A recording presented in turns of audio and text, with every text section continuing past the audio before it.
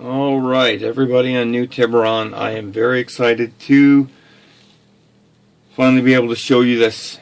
And I'm not much for the camera, so I'm recording in that thing, the rearview mirror. Finally got my Megasquirt issue sorted out. Everything is up and running the way it should be. I had that hanging idle, or not hanging idle, but sync loss at around 4,000 RPM. Misread the instructions for assembly.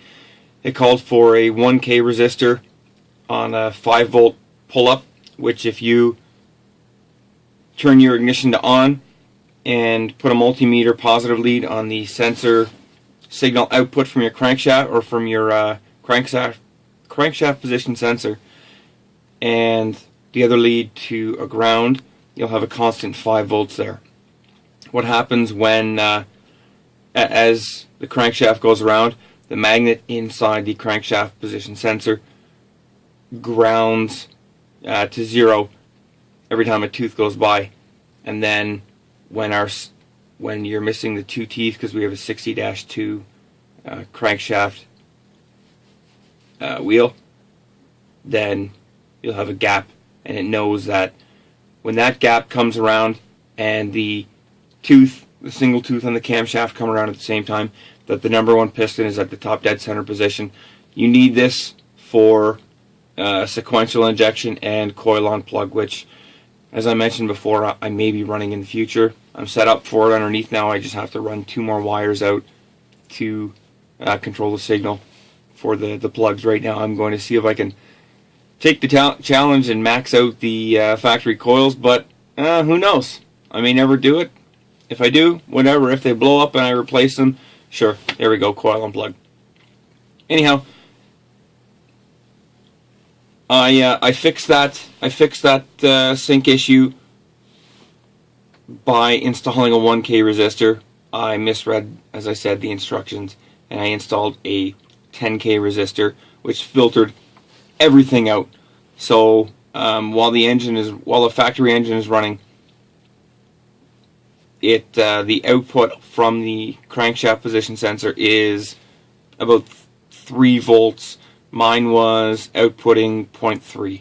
So as the RPMs would increase, obviously that signal dies down to 0, and I would lose sync with the Megasquirt, and I couldn't rev any further.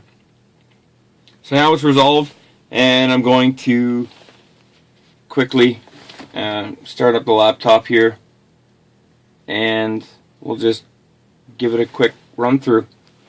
So, key turn, fuel pump. There it is.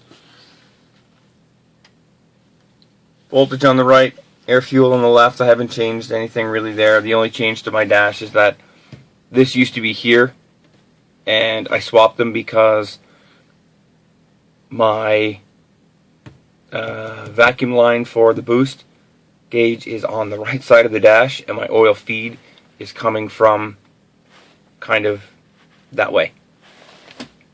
So it didn't make sense for the lines to cross all the time. I just switched them.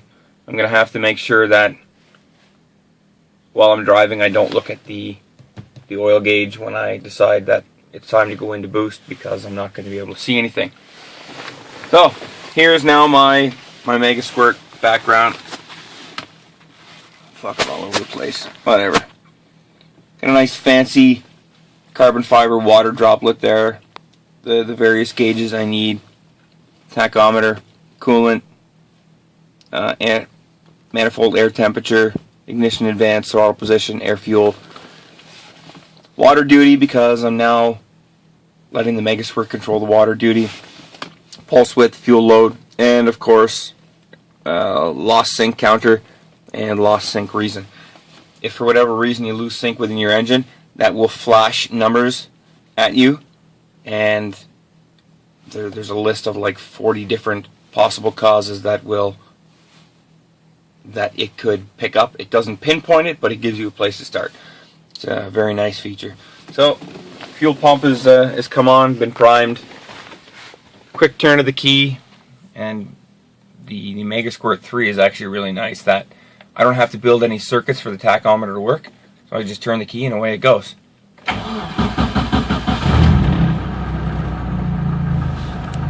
There you go. Oil pressure on its way up. Air-fuel ratio will stabilize here in a second.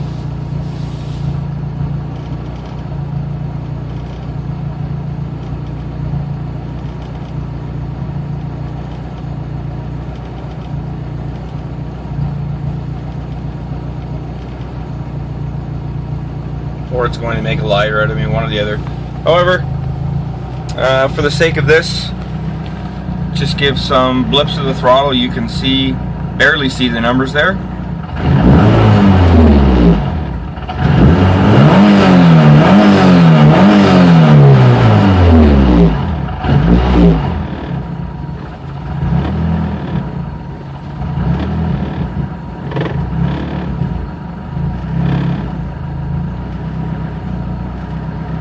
All the way to 6 sauce issues. Some very, very minor things to smooth out now.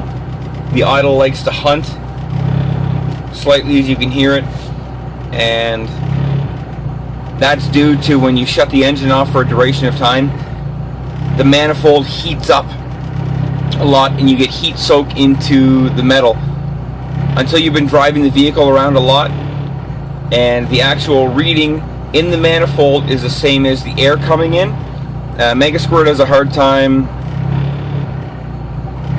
making those corrections. I shouldn't say it has a hard time.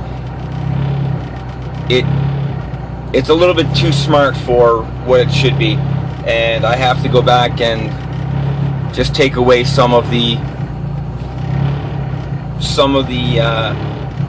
permission that it has to actively change my fuel map. As you can tell, the car it doesn't really do what a normal car would do. I'm going to show you behind the dash. Just pop this off, and you can look in there. There's nothing behind this dash. There's the Megasquirt unit on top of the engine relay fuse box. My bulkhead connectors are down there, but this car is not comfortable in any way, but it is more fun for me to drive than any other vehicle that I have owned. Why? Well, maybe because I've poured my heart and soul into this and I refuse to give up on it. But this car is not happy. Not happy unless it is making you completely uncomfortable. So I try and make it as easy on it as I can. Every little bit of comfort that I can remove from the vehicle, I do.